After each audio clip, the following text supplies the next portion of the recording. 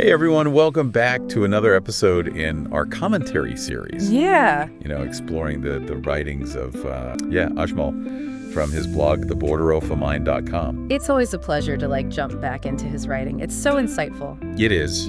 For anyone new to the show, his blog is full of these just really beautiful reflections on life and creativity and personal growth. And he just has such a way with words. He does. It really resonates. Yeah.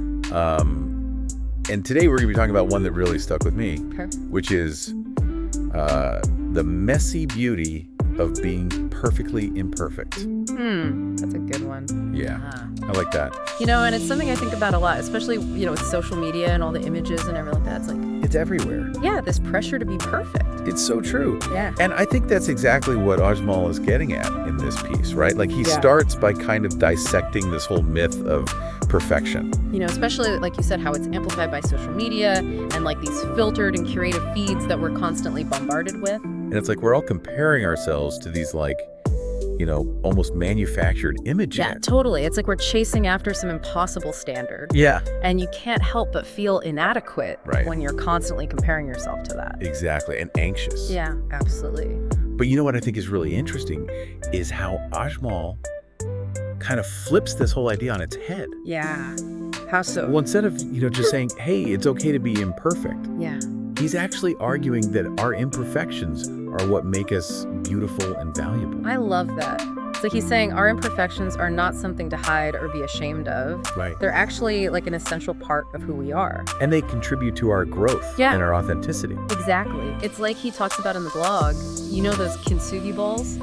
Where they repair the broken pottery with gold? Oh, yeah. And it becomes even more beautiful. Right. Because of those cracks. Yeah, and it's the imperfections become part of the beauty. It's a part of the story. Exactly. Of the bowl. You know what I mean? Totally. And it's if we never messed up or faced challenges, we wouldn't have much of a story to tell. You'd just be this blank page. Yeah. Nobody wants to read that. Exactly. I like that. And, there's actually research in resilience that shows that overcoming setbacks actually helps us build mental strength. Oh, for sure. For future challenges. Totally. You're building up your muscles. Yeah.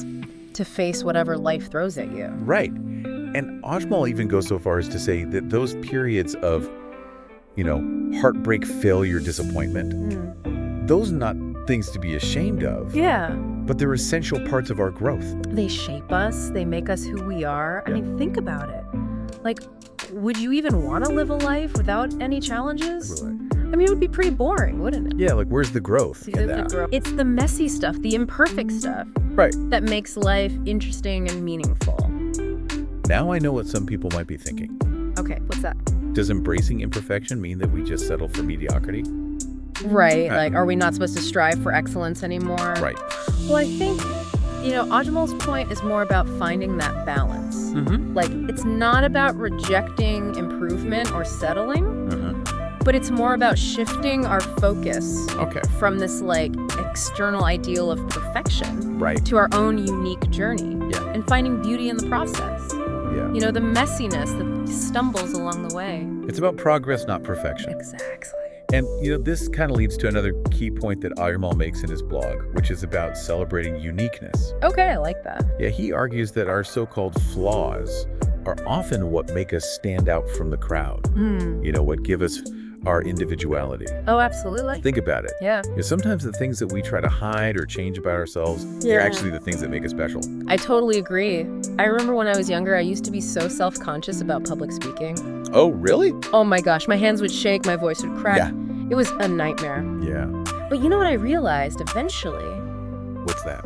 That those nerves, that vulnerability, it actually made me more relatable to the audience. Right. People connect with authenticity. Yeah. Not with some polished facade. Exactly. It makes me think of that line from Ajmal's piece. Which one? Where he says, perfect is boring and imperfect is where the real magic happens. Oh, that's such a good one. Isn't it? It really is. It's he's encouraging us to embrace the unexpected. The planned, the beautifully flawed moments. Exactly. That make up a life well lived. Yeah.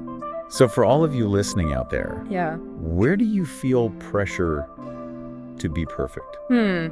That's a good question. Yeah, what parts of yourself are you hiding or trying to change? Are you letting your true self shine? Yeah.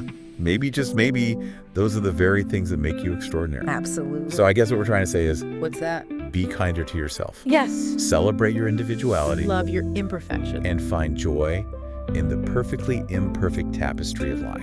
I think that's a beautiful way to put it. And for anyone listening who wants to explore Ajmal's work further, Yes. I highly recommend visiting his blog. theborderofamind.com. You won't be disappointed. So much good stuff there. Thanks for joining us for another episode in this commentary series, Yeah. where we explore the thought-provoking work of Ajmal. Always a pleasure. Stay tuned for future episodes where we'll continue to delve into more of his writing. Until next time. Bye, everyone. Bye.